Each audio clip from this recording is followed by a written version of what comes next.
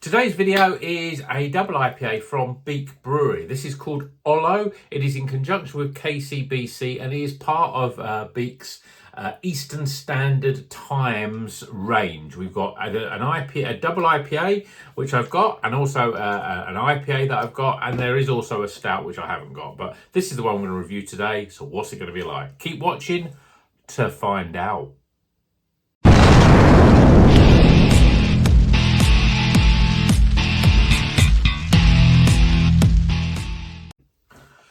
Welcome back to Rocker's Beer Review today. I'm quite excited because Beak have released these brand new beers, and this one is the double IPA. I'm going with the best one. I think the best one first.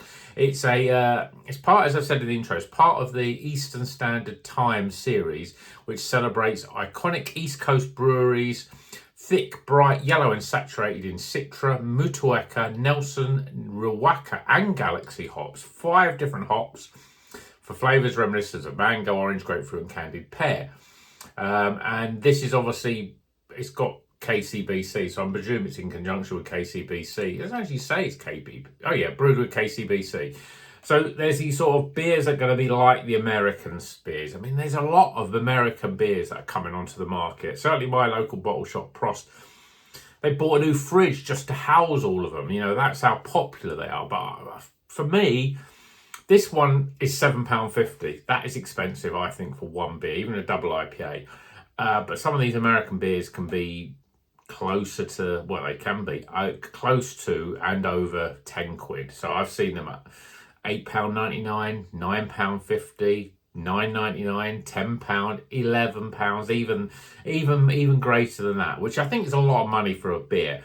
American beers are good, but ultimately it's all about them drinking them when they're fresh, and I don't think they travel well. And I've had some good American beers. I don't think I've had anything that just blew me away, and I think that's mainly because they weren't as fresh and they travelled. And obviously you don't know how they're stored when they're travelling, how they're stored when they get to the shop, wherever.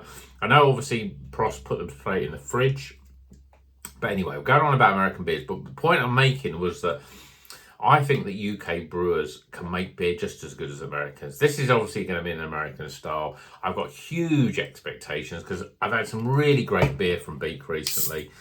And this is obviously part of their special range. I mean, the other one that I'm not reviewing because I'm not a massive I haven't bought it because it wasn't in the shop then, but it's just come in.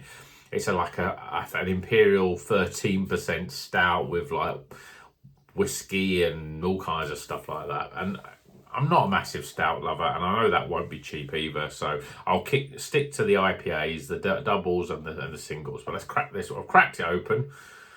I should stop talking and start pouring and start drinking and see what this is all about. Oh, I mean, it's pouring, absolutely stunning.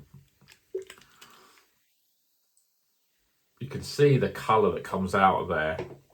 Lovely and luminous yellow. I don't know what it is about these. I think it's this glass actually with the carbonation. You see it sticking to the glass there. You don't get that usually, but I think it's something to do with the glass. Maybe it's like that because it's not clean. Do I put this one in the dish? I don't know if this one went in the dishwasher. I tried not to put this one in the dishwasher. In fact, I don't think I did. But sometimes I think if the beer's not clean, if the glass is not clean, you get those bubbles. I don't know. Let me know if you think it's to do with the beer. But actually, as it calms down, I mean, look at that. I know I talked about custard, but that looks more like custard than custard itself. You know, we've got a yellowy, orange. Well, it's just pure gold. It's almost like, you know, a Caramac. In fact, it's probably a bit lighter than a Caramac, but it's definitely gold, milky coloured. Some people call it porridge. I think it's beyond straw. For me, this looks like custard or creme caramel. That's what it looks like. Very, very, very pretty looking. Let's see what the aroma's like. Oh yeah, smells good. Smells very. I mean, we've got 5 different hops in this, but I'm getting a lot of that savoury note. I'm getting a lot of that sort of onion. Yeah, very sort of oniony, and some people call wild garlic. I don't think it's as strong as wild garlic, but there's definitely a savoury sort of note to this. And then you're getting lots of that sort of lemongrass, which is, I think, is the big characteristic, that Lemongrass, again, a lot with New Zealand hops. Lots of, I mean, you've got gooseberry as well from the Nelson. You've got kiwi and melon and that sort of stuff. And you've got pears and apples as well. Smells pretty good. Let's see what it tastes like. Cheers, everyone.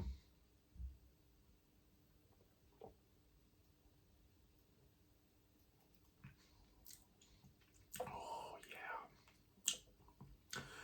Lovely and soft. I mean, the carbonation is literally non-existent. It is like drinking juice. And there's a slight oily, slight velvety, slight sort of oily sort of texture to it. So it just really smooth and it goes down lovely and coats the tongue so you get all that flavour.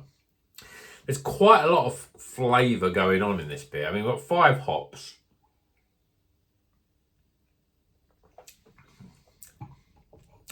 There's lots of stone fruit, peach, apricot, that sort of stuff. And a lot of the New Zealand flavours are there, but they sort of come in little pockets, really, of flavour. And I think that works really well. The Galaxy, I think, was the other hop in this, wasn't it? Citra, Motueka, Nelson, Riwaka and Galaxy. Yeah, so Citra's the top. There's a lot of citrus sort of stuff going on, which is combined with tropical and general citrus, sort of oranges and lemons and grapefruits and all that sort of stuff. You get a little bit of lime, but it's not overpowered at all, which Motueka can be overpowering lime. And I think the Nelson and the Riwaka, which are giving you, more of that sort of the grape, gooseberry, melon, all that sort of stuff, they're definitely in there. But again, the way that it's quite complex in the way that they're all, the flavours are layered in very nicely and nothing is over dominating. But at the same time, there is a lot of flavour, if that makes sense. When you've got 5 hops, you can be a bit muddled. But for me, it's not muddled. It's nicely textured. It's complex. It's balanced. I think the main flavour is peach and nectarine and apricots and stone fruit flavours, mango even.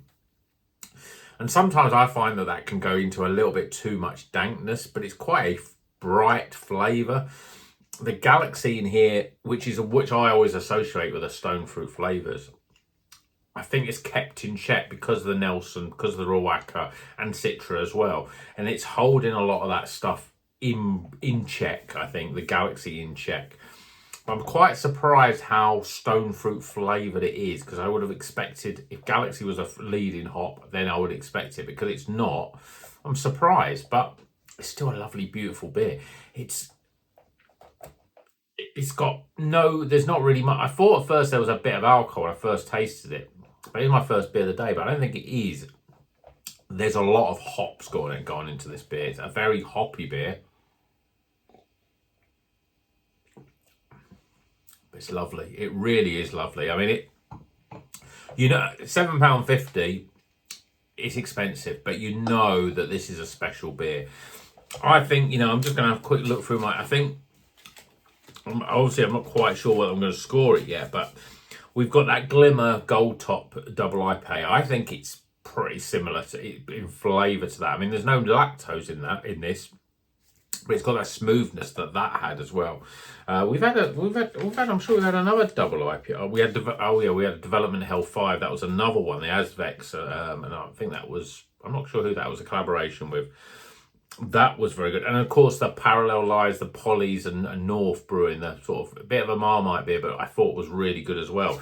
The double IPAs, they're all scoring in the 80s. I mean, when I go through this and I look at the other beers that we've had, yeah, I mean, with the other one was in the 80s, was another Beak one. That wasn't a double IPA. We had the Switch Peacherine, similar to this. It's got a lot of peach flavour in it, but it's a bit more complexity than that. I think this is going to score really great, but let's unpack the scores right now.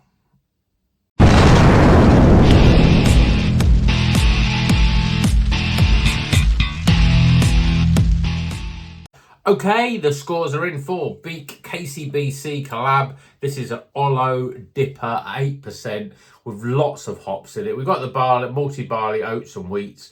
The hops in here are Citra, Motueka, Nelson, Riwaka and Galaxy.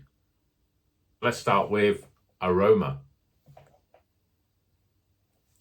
Appearance. Flavour.